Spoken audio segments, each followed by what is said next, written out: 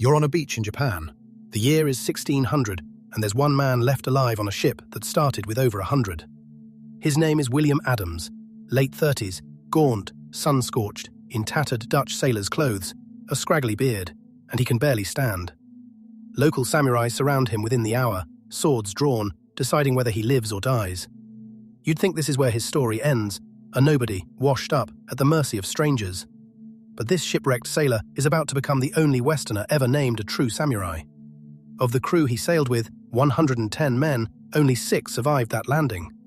He's about to meet the most powerful warlord in Japan, a man deciding whether to crown him or execute him. And somehow, that warlord is about to like him. That warlord was Tokugawa Ieyasu, mid-50s, stocky, in dark formal robes with the Tokugawa crest, calm eyes that missed nothing. Portuguese missionaries at his court wanted Adams dead, calling him a pirate and a heretic. They'd been the only Europeans allowed in Japan for decades, and they liked it that way. Adams was dragged in front of Ieyasu in chains, expecting a death sentence. Instead, Ieyasu started asking him questions about navigation, about cannons, about the countries at war on the other side of the planet. Adams answered every single one through a shaky mix of gestures and broken words. And something in Ieyasu decided this foreigner was worth keeping alive. So instead of an execution, Adams got a prison cell. For weeks, he didn't know if that was mercy or just a slower death. Meanwhile, the missionaries kept pushing for his head. But Ieyasu kept sending for him instead, again and again.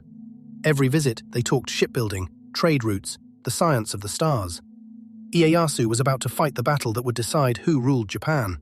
And he wanted a man who understood cannons and rigging and Western war. So he released him, no chains, no cell, just a strange kind of freedom. Except Adams still couldn't leave Japan.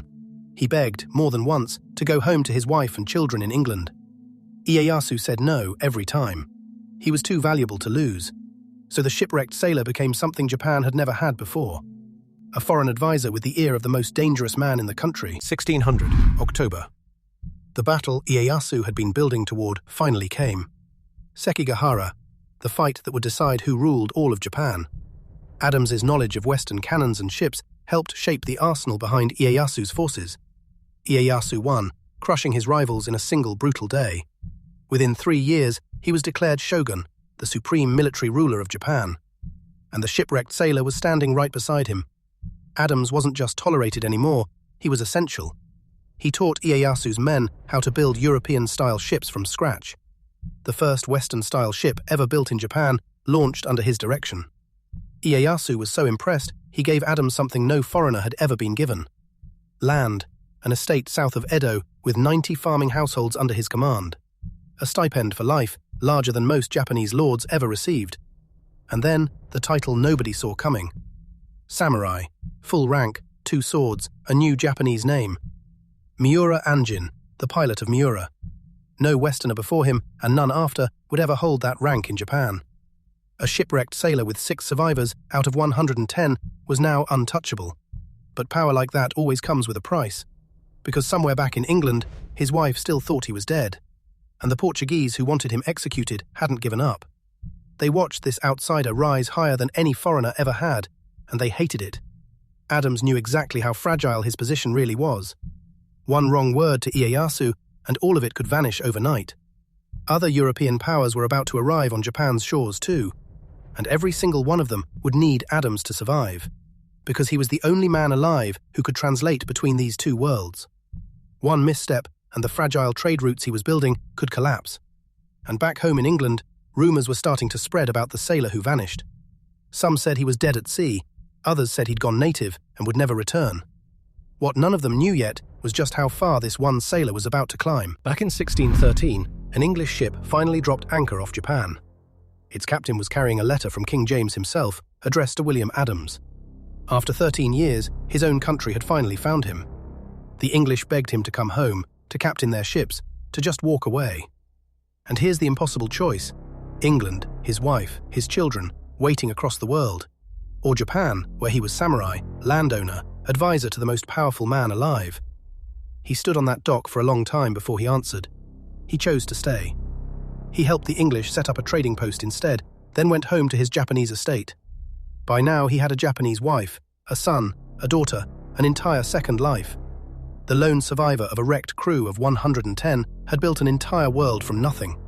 And Ieyasu, now aging, still trusted him more than almost anyone in his own court. That trust was the whole reason a shipwrecked foreigner ever got this far.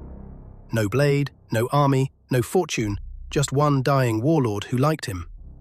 In 1616, Ieyasu died, and everything Adams had built suddenly stood on much shakier ground. The new shogun didn't know him, didn't owe him anything. Japan itself was closing its doors to the outside world. Foreigners who once might have been welcomed were now being pushed out, or worse. Adams somehow kept his land, his rank, his name. Miura Anjin, still respected. He'd survived the wreck, survived the missionaries, survived the death of his protector. In 1620, William Adams died in Japan, a samurai to the end.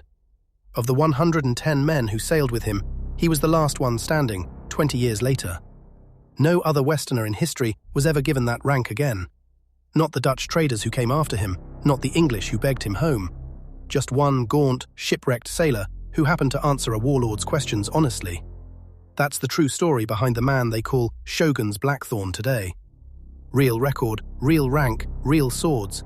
110 men who never got the ending he did.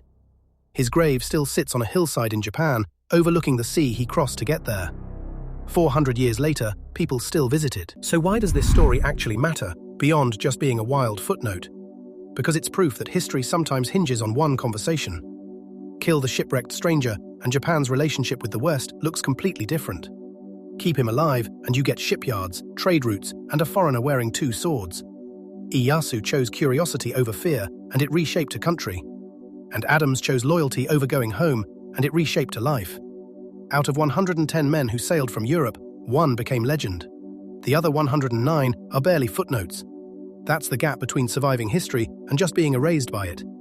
If you've ever wondered how far one person's luck can actually stretch, this is the answer. 110 men wrecked on a beach, and one of them ended up ruling an estate. If this channel's your kind of thing, subscribe. A new animated history documentary drops every Saturday.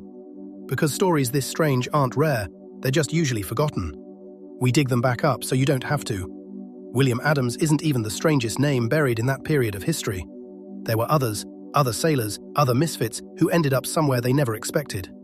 Some became warlords, some became slaves, some just vanished completely. But none of them got two swords and a Japanese name quite like Adams did. Miura Anjin, the pilot of Miura, still carved into wood on that hillside. A name that outlived the empire that gave it to him. The Tokugawa shogunate he helped build lasted over 2.5 centuries, longer than most nations managed to hold themselves together at all. And it started, in part, with one exhausted man answering questions on a castle floor. Out of 110 men, remember, only 6 made it to shore alive, and only one of them ever picked up a katana as his own. That's not luck anymore, that's a man who made himself impossible to ignore.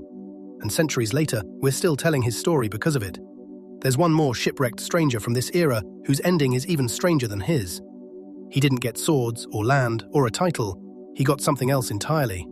That one's coming next Saturday, and trust me, it's even stranger than this.